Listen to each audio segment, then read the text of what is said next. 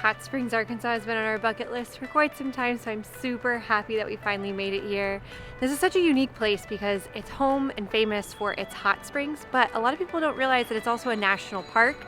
It is the first national park in the park system. A lot of people think it was Yellowstone, but this predates it by like 40 years. This isn't like any other national park.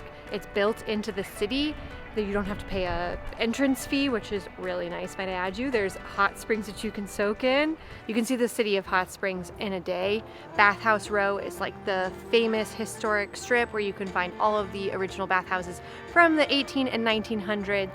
There's also a lot of historic buildings across from it, cute shops, restaurants, things like that. We are going to start our day by soaking. If you know us, we love a good hot spring. Buckstaff Bathhouse is the more traditional of the two. It was built in 1911 and the interior still looks as it would have when it was originally built. And they still practice the same rituals as well from like the 1920s when it was the golden era of Bathhouse Row, which means you get your own attendant, men and women are separated, clothing is very optional. They even have a package that you can choose where you get like a scrub down from your bathing attendant. The traditional vibe is not really our thing, so we're going to be going to the more modern option, which is Quapaw baths. They have separate men and women's changing rooms, but it's a public pool. Once you're in there, you are required to wear bathing suits. We're on a wait list. They gave us a number. It's first come, first serve here. If you're doing the public pools, there are private rooms that you can book, which you have to make reservations for in advance. They don't give you an estimated timeline because once you're here, you can soak as long as you like. So we are waiting in the cafe until they call us. No filming inside the pool area.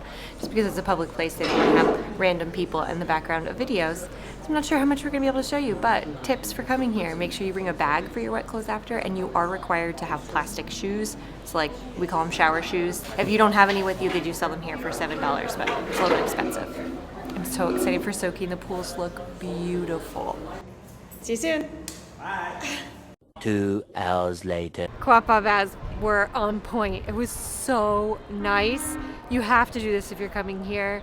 It was a beautiful atmosphere inside with all this old tile work, and they had really pretty stained glass ceilings. And there's a bunch of different pools that you can go to at different temperatures. So if you get too hot in one, you can go cool off in another one. They also had cold showers in there. It was really, really, really nice. My body feels like great. Had a hurting knee before, and now after I'm like, I could run a marathon. This is the only national park with a brewery in it, which is really cool. The extra cool part is that it's the only place in the world where they are brewing with hot springs water. Some of them are really funky. They have like a chocolate peanut butter one, a graham cracker one. I'm doing a honey basil. We got a Bavarian pretzel with their homemade beer cheese sauce. They also have burgers, hot dogs, cheese fries, like kind of bar food. They're using beef from a local farmer that's pasture raised, so good job on that.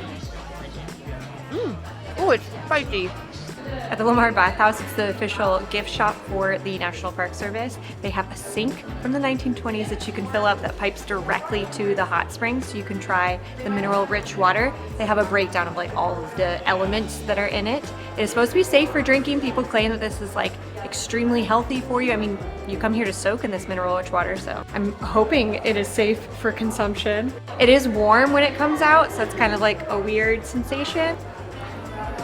It tastes like water. So this is cool. The Lamar Bathhouse, they have one of the soaking tubs that you would find in Buckstaff. You look relaxed, not really. Relaxed. It's not very comfortable. You'd really have to lean into it. There you go. There you go.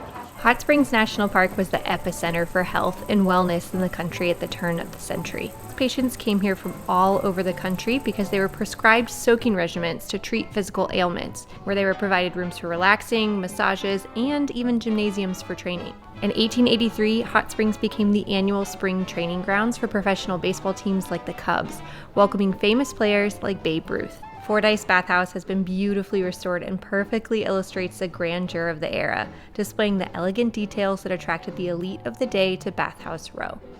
The Visitor Center Museum has been kept in its original form, so you can learn about all of the different techniques they used and the traditional rituals of the bathhouses. And I'm not gonna lie, some of them are pretty intense.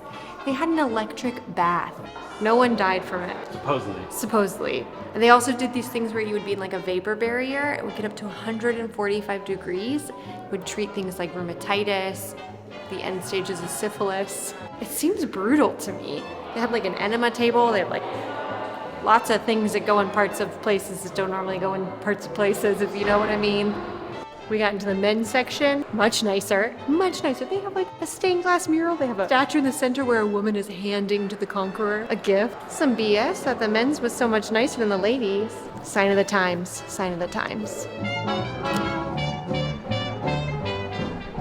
The hot springs are what made this area famous, but it's also super well known for horse racing, and it has a long history with gambling. Frank Costello, Al Capone, Lucky Luciano, Ben Bugsy Siegel, they all came here and had like illegal gambling operations going on. A few of them were banned, but they still found their way in here to like take bookies for horse races that were happening here. The Ohio Club is one of the original casinos that was built in this historic little district. During Prohibition, they built a wall. You can still see the holes in the floor at the entrance of the bar where they partitioned it off to hide that they were still a bar. They have this amazing mahogany facade that had to be brought down the Mississippi River from Cincinnati. I had to make a special cart because it wouldn't fit on a train. It's just so cool. I love historic places like this. It's been built in 1905 and has been in operation ever since.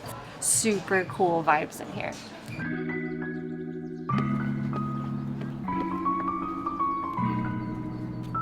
Behind all the historic buildings of Bathhouse Row is the Grand Promenade, which is like a beautifully paved area that takes you to some of the hidden hot springs throughout. Those are really cool because they're more a natural form of the hot springs below the earth. They're just kind of flowing out. You can see the steam rolling off of them. There's several different like cut-off paths as well that you can go to. It's really lovely. Right now we are here in early April and the weather is perfect. A lot of the city has changed from its heyday. They were originally wood buildings. It's hot water and it would rot the wood right away. So most of these bathhouses have been rebuilt several times. I think the 1920s buildings, once they switched materials, is when they really stuck. Oh wow, this promenade goes forever. Look at that. This is where we started. I think if we go up, it'll loop us around. This small community was made up of people who were not able to pay to take treatments at the bathhouses. It's called the Ral Hole. They had a whole city of people here manning it. The bathhouses have been an exclusive place for the wealthy to come and heal themselves. If you were poor, you had to come to Ral City.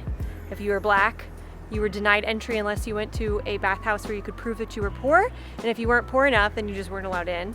So they ended up having to create their own black-only bathhouses because they were being excluded from the white ones. Just like the rest of America. Lots of dark history too. There's asterisks. At least they're not glazing over that history here. There's a lot of plaques talking about both sides of the coins here. Oh! It reopened several years ago after being closed for more than 20 years. Arkansas is underrated. This is beautiful. I feel like we're at the foothills of the Carolinas. Yeah. The mountains just go on forever and ever.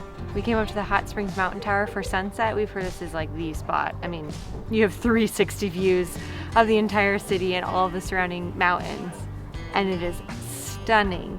It's $11 to get up here. It's pretty cool history as well. They have a museum on the second story. The tower has been built 3 times now. The first one was built in the 1800s. When you're up here, feel it swaying a little bit in the wind, which is a little kind of nerve-wracking, but the views are awesome.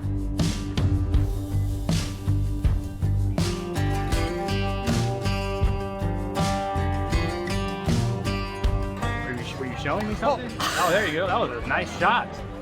You landed it right in the cheese. Whoa, turn it gently, it says gently. Buckstaff Bathhouse. That's like a tongue twister. Buckstaff Bathhouse, Buckstaff Bathhouse. Say it 3 times.